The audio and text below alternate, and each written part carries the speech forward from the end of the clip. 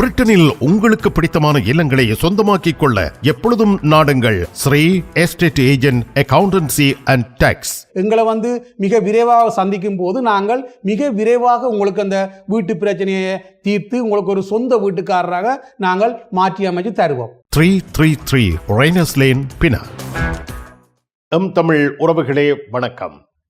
London Rayners lane Sri estate agent நிறுவனத்தில் இருந்து உங்களோடு நாங்கள் பேசுகின்றோம். வணக்கம் ராஜன் அவர்களே. வணக்கம். வணக்கம். சென்ற வாரம் நீங்கள் தந்த தகவல்கள் பேங்க் ஆஃப் இங்கிலாந்து என்ன நடவடிக்கையை மேற்கொண்டிருந்தது என்பதை பற்றி நீங்கள் எடுத்து கூறியிருந்தீர்கள். இந்த வட்டி வீதத்தை குறைக்க இருக்கின்ற நிலைமை பற்றியும் நீங்கள் எடுத்து கூறியிருந்தீர்கள்.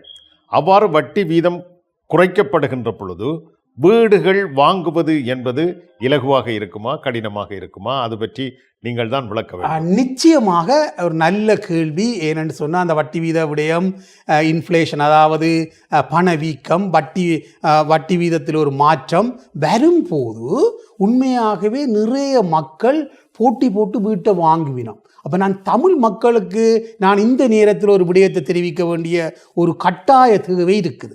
ஏனென்று சொன்னால் வார மாதம் 19ஆம் தேதிக்கு பிறகு பேங்க் ஆஃப் இங்கிலாந்து தன்னுடைய வட்டி வீதம் இப்போ தற்போது 3.75 இருக்கிறத 3.5 நிச்சயமாக கொண்டுறதுக்கான நிறைய வாய்ப்புகள் இருக்குது. அப்போ அதுக்கு பிறகு நீங்கள் வீடுகளில் பார்க்க வழிக்கிடுவீர்களாக இருந்தால் போட்டியாக இருக்கும். ஆகவே தற்போது தமிழ் மக்கள், அதாவது ஒரு கிட்டத்தட்ட ஒரு 40% வீடு இல்லாமல் இருக்கும் தமிழ் மக்கள் விரைவாக வீடுகளை பார்க்குற பட்சத்தில் நாங்கள் அதுக்கான விடயங்களை செய்து இந்த வீட்டு சொந்தக்காரர்களாக ஆக்குவோம். ஆனால் அதுக்கு பிறகு 19ஆம் தேதிக்கு பிறகு வரை நீங்கள் வெயிட் பண்ணுவீர்களாக இருந்தால் வீட்டின் விலையை நீங்கள் கூட கொடுத்து தான் வாங்க வேண்டி இருக்கும். ஏன்னு சொன்னால் கடந்த 2 மாதமாக வீட்டின் விலை ஒரு 5-10% வீழ்ச்சியில் இருந்த ஒரு நிலவரம். தற்போது தான் அந்த இன்ஃப்ளேஷன் மாற்றம் சடன்லியாக ஏற்பட்டதால் வார மாதம் பேங்க் ஆஃப் இங்கிலாண்டும் தன்னுடைய வட்டி வீதத்தை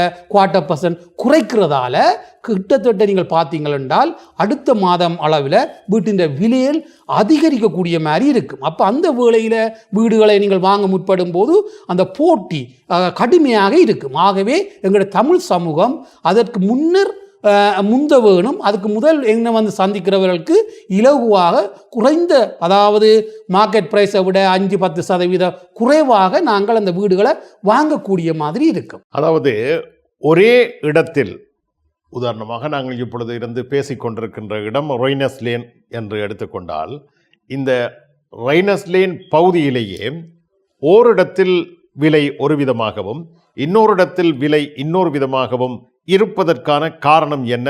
அது அப்படித்தான் இருக்குமா? இது ஒரு நல்ல ஒரு கேள்வி. ஆனால் உண்மையாக நீங்கள் சொல்கிறது 100% நடந்துண்டு இருக்குது. நீங்கள் என்னென்னு சொன்னால், இப்போ ரெய்னர்ஸ் லேன் ஸ்டேஷனுக்கு கிட்ட ஒரு ப்ரைஸும் கொஞ்சம் தள்ளி ஒரு என்னென்னு சொல்கிறது ஒரு 10-15 நிமிஷம் நட தூரத்தில் இருக்கிற வீடுகள்லையும் சரியான விலையிலே ஒரு பெரிய ஒரு மாற்றம் ஒன்று கடந்த 2 மாதமாக இருந்தது. உண்மையாகவே மார்க்கெட்டில் இருந்தது. ஆனால் இனி அப்படி வருமானது கேள்விக்குரிய. ஏன்னு சொன்னால் இன்னும் இங்கே அதிகரிக்கும், அந்த வீடுகளும் அதிகரிக்கும். அந்த ப்ரைஸில் பெரிய டிஃப்ரெண்ட், அதாவது வித்தியாசமாக நாங்கள் எதிர்பார்க்க இயலாது இனிமேல் காலத்தில். ஆனால் கடந்த 2 மாதமாக இந்த எங்களோட அலுவலகத்துக்கிட்டே இருக்கிற இடங்களில் இருக்கிற வீடுகளும் கொஞ்சம் தள்ளி இருக்கிற வீடுகளில் நீங்கள் பார்த்தீங்கன்னு சொன்னால் ஒரு 25,000-50,000 ரூபா இந்த ப்ரைஸில் டிஃப்ரெண்ட்டாக இருந்தது. ஸோ இப்போ இனி, அதாவது வார மாதம் மட்டும் எல்லா இடமும், அதாவது என்னென்னு சொல்கிறேன்னு சொன்னால் இந்த விலையில் ஒரு பாரிய மாற்றம் வர்றதுக்கான வாய்ப்பு நிறைய இருக்குது. அதாவது எக்கனாமிக் தற்போது வரையும் பிரித்தானியாவுக்கு எக்கனாமிக் வளர்ச்சி இல்லாமல் இருந்தது. அதாவது ஒரு மந்த நிலைமையிலே இருந்தது. தற்போது தான் இது ஒரு வளர்ச்சி. இன்றைக்கு தான் அந்த இன்ஃப்ளேஷன் குறைஞ்சு எங்களுக்கு அந்த வளர்ச்சின்ற அடிப்படை விடயத்தை காண்பிச்சிருக்கு. ஆகவே இனி இது தொடர்ந்து வளரக்கூடிய வாய்ப்பு நிறைய இருக்கு. எப்பொழுதுமே வீடு வாங்க முற்படுகின்ற பொழுது முற்பணம், டிபாசிட் என்பதுதான் மிகப்பெரிய பிரச்சனையாகவே இருக்கும். இப்பொழுது இருக்கின்ற நிலைமையில் அதில் ஏதாவது மாற்றம் வந்திருக்கின்றதா? அது பற்றி நாங்கள் அடிக்கடி நினைவூட்டி கொள்ள வேண்டும். ஏனென்றால் வீடு வாங்குவது என்பது இலகுவான விடயமும் அல்ல. நீங்கள் இலகுவாக பல விடயங்களை எடுத்து கூறுகின்றீர்கள். நிச்சயமாக அதனை கேட்கின்ற பொழுது இலகுவாக வாங்கிவிடலாம் போன்று இருக்கும். ஆனால் விடயத்துக்கு வருகின்ற பொழுதுதான் ஒவ்வொன்றாக கவனிக்கின்ற வேளையில் தான் அதனுடைய தாற்பயம் புரியும். இப்பொழுது நான் கேட்பது என்னென்றால் டிபாசிட். அதான் நீங்க சொன்ன மாதிரி இப்படித்தான் மோகேஜ் செய்கிற விடயம் என்று சொல்றது மிக கடினமான விஷயம். அப்போ நாங்கள் எங்களோட மக்களுக்கு அதை இலகுவா ஆக்கி கொடுக்குறோம். இலகுவா குறைஞ்ச டிபாசிட் என்று சொன்னால் அவர்களிடம் நிறைய இன்கம் இருக்கணும்.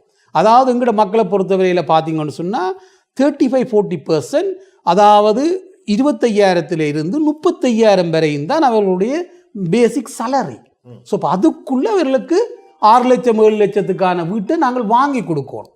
அப்போ அதுக்கான சட்ட ரீதியான வழிகளை நான் அணுகி அவைகளுக்கு எப்படி அந்த வீடுகளை வாங்கலாம் என்ற விடயங்களை கவனத்தில் எடுத்து, அதாவது குறைஞ்ச டிபாசிட்டா 20% இருக்கணும்.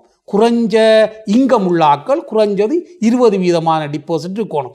கூடுதலான இன்கம் இருக்கிறவர்கள் 10%, 15% கூட வீடுகளை வாங்கலாம். ஆனால் அப்படி வாங்குற விடயம் எங்களோட சமூகத்தை பொறுத்தவரையில் மிக குறைஞ்ச வீதம் தான். ஏன்னு சொன்னால் எங்களோட சமூகத்தில் பார்த்தீங்கன்னா 40% கிட்ட 25 35 வரையும் தான் அந்த அவன் இன்கம் வருகுது. ஆகவே அதை வச்சு தான் நான் இன்றைக்கு கிட்டத்தட்ட பார்த்தீங்கன்னு சொன்னால் 25,000 தமிழ் மக்களுக்கு இந்த கடைகளையும் வீடுகளையும் சொந்தமாக 25 வருஷமாக வாங்கி கொடுத்தது இந்த குறைஞ்ச வருமானத்தால் தான். கூடுதலான வருமானம் இருக்கிறவர்கள் சிலோட பேங்குக்கும் போய் கேட்பினோம். எங்கள்கிட்ட வர்ற எங்களோட மக்களுக்கு எப்படி என்றாலும் ஒரு வீட்டை வாங்கி கொடுத்துருவோம். எதிர்காலத்தில் எல்லாம் டிஜிட்டல் மயமாக்கப்படுகிறது. அப்போ அதுக்கு பிறகு நாங்கள் ஒவ்வொரு பெனிக்கும் பேங்குக்கு வர்றதுக்கான எவிடன்ஸுகளை காட்டுவோம். அதோட என்னென்னு சொல்கிறது, மணி லாண்ட்ரிங் லோ இனிமேல் காலத்தில் ஒவ்வொரு பெனிக்கும் ஆதாரத்தை கேட்க போயினோம். அப்போ அப்படியான ஒரு விடயங்கள் வரும்போது எங்களோட மக்கள் மிகவும் மிகவும் ஒரு கடினமான நிலைமைக்கு ஆளாகினோம். அப்போ அந்த விடயங்கள் எல்லாம் வெகு விரைவில் வர்றதால எங்களோட மக்கள் மிக விரைவாக வந்துச்சுனோம்னு சொன்னால் அந்த பிரச்சனைகள் வர முதலே அவர்கள் ஒரு வீட்டுக்கு சொந்தக்காரராக நாங்கள் மாற்றி அமைச்சு தந்துடுவோம். இல்லையென்றால் எதிர்காலத்தில் வீடு வாங்குறோன்றது மிக கடினமாக இருக்க போகும். அதாவது கூடிய வருமானம் உடையவர்கள் குறைந்த டிபாசிட் முற்பணத்தை செலுத்தி தங்களுடைய வங்கி கடனை பெற்றுக்கொள்வதற்கு வாய்ப்பு இருக்கிறது. குறைந்த வருமானம் இருப்பவர்கள் அதிகமாக முற்பணம் செலுத்த வேண்டும், டிபாசிட் தேவை. நிச்சயமாக நிச்சயமாக. அவ்வாறு குறைந்த வருமானம் இருப்பவர் தானே சிரமங்களை அதிகமாக சந்திப்பார். நிச்சயமாக அவருக்கு உதவுவதற்கு வேறு ஏதாவது வழி இருக்கிறதா உங்களிடத்தில்? நிச்சயமாக அவைகளுக்கு ஒரு 20% டிபாசிட்டோட செய்து கொடுக்கக்கூடிய மாதிரி முந்தி 30%, 35% டிபாசிட் வேணும். அப்போ இப்போ ஒரு 20% டிபாசிட்டோடையே அவைகளுக்கு செய்து கொடுக்கக்கூடிய வாய்ப்பு இருக்குது. மற்றும்படி குறைஞ்ச டிபாசிட் உள்ளவர்கள் லூட்டன், மில்டன் கிங், கவுண்ட்ரி அப்படியான பக்கங்களில் தான் அவைகள் வீடுகளை வாங்கலாம். லண்டனுக்குள்ள $500,000 மேலே தான் அநேகமாக எல்லா ப்ராப்பர்ட்டியும், அதாவது நான் சொல்கிறது லண்டன் ரவுண்டுக்குள்ளே பார்த்தீங்கன்னு சொன்னால் 500,000 தான் அந்த ஒரு நல்ல வீட்டை வாங்கக்கூடிய மாதிரி இருக்கும். அதாவது ஹெரோ போன்ற இடங்கள்ல எல்லாம் 600க்கு மேலே தான் நல்ல வீடுகளை வாங்கக்கூடிய மாதிரி இருக்கும். ஆகவே அவர்கள் ஒரு குறைஞ்சது 20%, 25% டிபாசிட் இருந்தால் குறைஞ்ச வருமானமாக இருந்தாலும் நாங்கள் அந்த வீடுகளை வாங்கி அதை வாடகை கொடுக்குற மாதிரி ஒரு விடயத்தை செய்து பின்னர் அதில் வசிக்கக்கூடிய மாதிரியான விடயங்களை செய்யலாம். எடுத்த வீட்டுக்கு போய் அதில் வசிக்கணும்னு சொன்னால் மிக கடினமாக இருக்கும். நாங்கள் எல்லா விடயத்தையும் செய்ய வேணும், எல்லாம் சட்ட ரீதியாக செய்ய வேணும். அவர்களுக்கு எதிர்காலத்தில் எந்த விதமான பிரச்சனையும் வரக்கூடாது. அந்த வகையில் நான் அவர்களுக்கு சட்டத்தில் என்ன விதங்களை பயன்படுத்தி அவர்களை அந்த சட்ட ரீதியாக எல்லா விடயத்தையும் நான் செய்வித்து அவர்களுக்கு ஒரு வீட்டுக்கு சொந்தக்காரர்களாக்கி பின்னர் அவர்கள் அங்கே குடிபோக, அதாவது அவர்கள் இருக்கக்கூடிய மாதிரியான விடயங்களை சிறப்பாக செய்து கொடுத்துருக்கிறார்.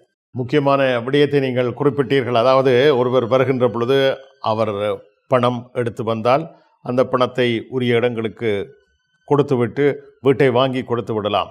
ஆனால் சட்ட ரீதியாக என்னென்ன நடைமுறைகள் தேவையோ அவற்றை நீங்கள் கவனிப்பது என்பது அவர்கள் எதிர்காலத்தில் பிரச்சனைகளை சந்திக்காமல் இருப்பதற்கு அவர்களுக்கு உதவும் ஒரு பணியாகவும் இருக்கின்றது. நிச்சயமாக. அதால நாங்கள் 25 வருஷமாக இந்த மார்க்கெட்டில் தொடர்ந்து பயணிக்கிறோம். உங்களுடைய இந்த பணி மென்மேலும் சிறக்க வேண்டும் என வாழ்த்துகிறோம். இன்னும் புதிய புதிய தகவல்களோடு அடுத்த நிகழ்ச்சியில் சந்தித்துக் கொள்வோம். நன்றி. வணக்கம். வணக்கம். பிரிட்டனில் உங்களுக்கு பிடித்தமான இல்லங்களை சொந்தமாக்கிக் கொள்ள எப்பொழுதும் நாடுங்கள் Sri estate agent accountancy and tax. எங்களை மிக விரைவாக சந்திக்கும் போது நாங்கள் மிக விரைவாக உங்களுக்கு அந்த வீட்டு பிரச்சனையை தீர்த்து உங்களுக்கு ஒரு சொந்த வீட்டுக்காரராக நாங்கள் மாற்றி அமைச்சு தருவோம். 333 Rainers Lane, Pinner.